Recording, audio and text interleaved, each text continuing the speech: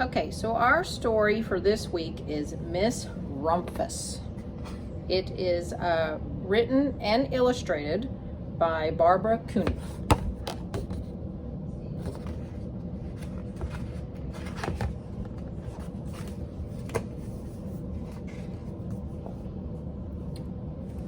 The lupine lady lives in a small house overlooking the sea. In between the rocks and around her house grow blue and purple and rose-colored flowers. The lupine lady is little and old, but she has not always been that way. I know, she is my great aunt, and she told me so. Once upon a time, there was a little girl named Alice who lived in a city by the sea. From the front stoop, she could see the wharves and the bristle masts of the tall ships. Many years ago, her grandfather had come to America on a large sailing ship.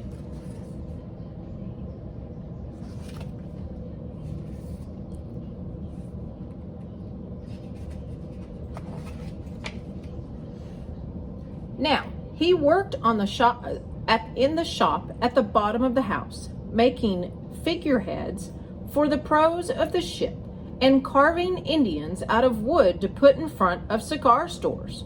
For Alice's grandfather was an artist. He painted pictures too of sailing ships and places across the sea. When he was very busy, Alice helped him put in the skies.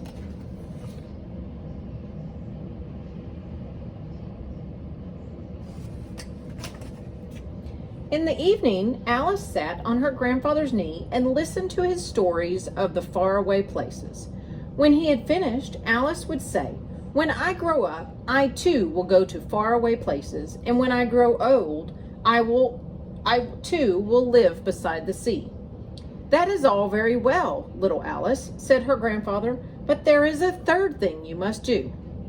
"What is that?" asked Alice. "You must do something to make the world more beautiful," said her grandfather. "All right," said Alice. But he did not know what that could be. In the meantime, Alice got up and washed her face and ate porridge for breakfast. She went to school and came home and did her homework, and pretty soon she was grown up.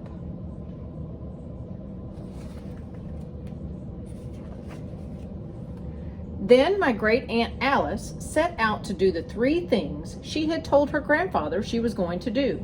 She left home and went to live in another city far from the sea and the salt air. There she worked in a library, dusting books and keeping them from getting mixed up, and helping people find ones they wanted. Some of the books told her about faraway places. People called her Mrs. Rumphius now.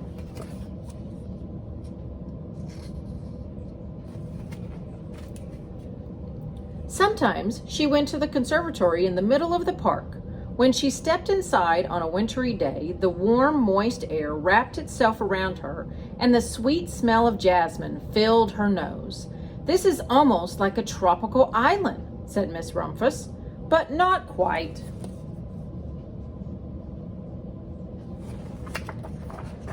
So Miss Rumphius went to a real tropical island where people kept cockatoos and monkeys as pets. She walked on along beaches, picking up beautiful seashells. One day she met the Rumphius, king of a fishing village. "You must be tired," he said. "Come into my house and rest." So Miss Rumphius went in and met the Rumphius's wife. The Rumphius himself fetched a green coconut and cut a slice off the top so that Miss Rumphius could drink the coconut water inside. Before she left, the Rumphius gave her a beautiful mother-of-pearl shell on which he had painted a bird of paradise and the words, "You will always remain in my heart." "You will always remain in mine too," said Miss Rumphius.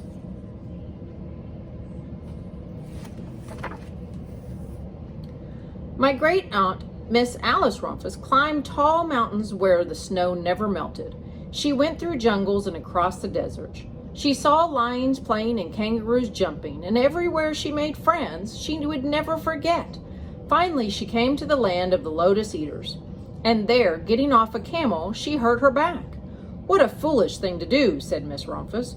Well, I have certainly seen faraway places. Maybe it is time to find my place by the sea. And it was, and she did.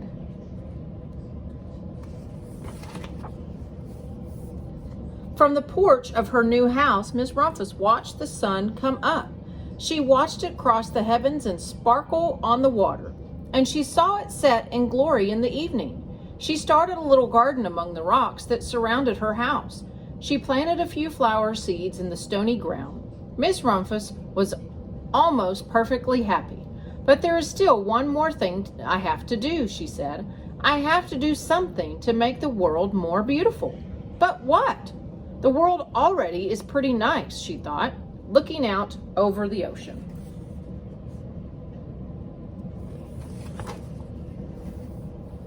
The next spring, Miss Rumphius was not very well. Her back was bothering her again, and she had to stay in bed most of the time. The flowers she had planted the summer before had come up and bloomed in spite of the stony ground. She could see them from her bedroom window, blue and purple and rose-colored. Lupines, said Miss Rumphius, with satisfaction. I have always loved lupines the best. I wish I could plant more seeds this summer so that I could have still more flowers next year, but she was not able to.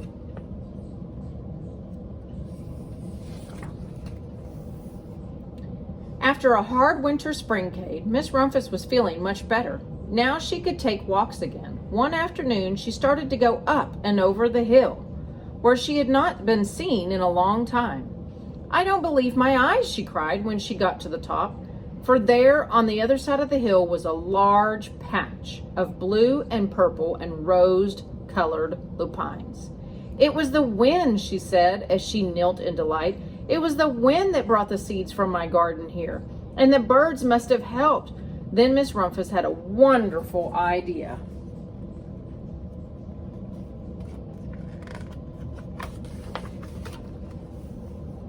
She hurried home and got out her seed catalogs. She sent off to the very best seed house for 5 bushels of lupine seed.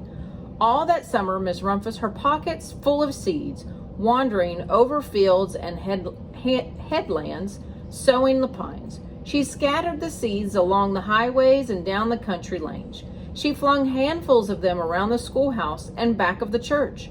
She tossed them into hollows and along stone walls. Her back didn't hurt anymore at all. Now some people called her that crazy old lady.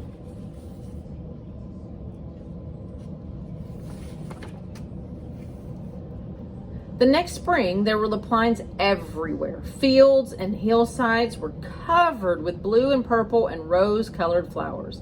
They bloomed along the highways and down the lanes. Bright patches lay around the schoolhouse and back of the church. Down in the hollows and along the stone walls grew the beautiful flowers. Miss Rumphius had done the third, the most difficult thing of all.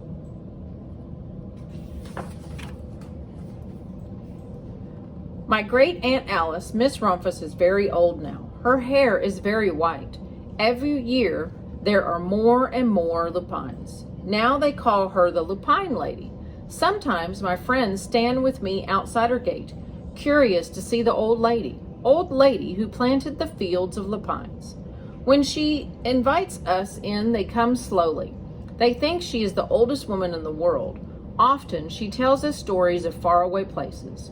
When I grow up, I tell her, I too will go to faraway places and come home to live by the sea. That is all very well, little Alice, said my aunt, but there is a third thing that you must do. What is that? I asked. You must do something to make the world more beautiful. All right, I say.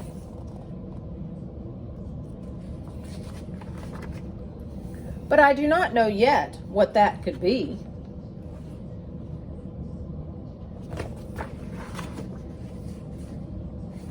The end. So I will post in the classroom for you to do an activity that goes along with this book. We talked about it today in our Zoom meeting, so I will post this and then you'll have an activity that goes along with this book. Think about something that you could do to make the world more beautiful. Bye.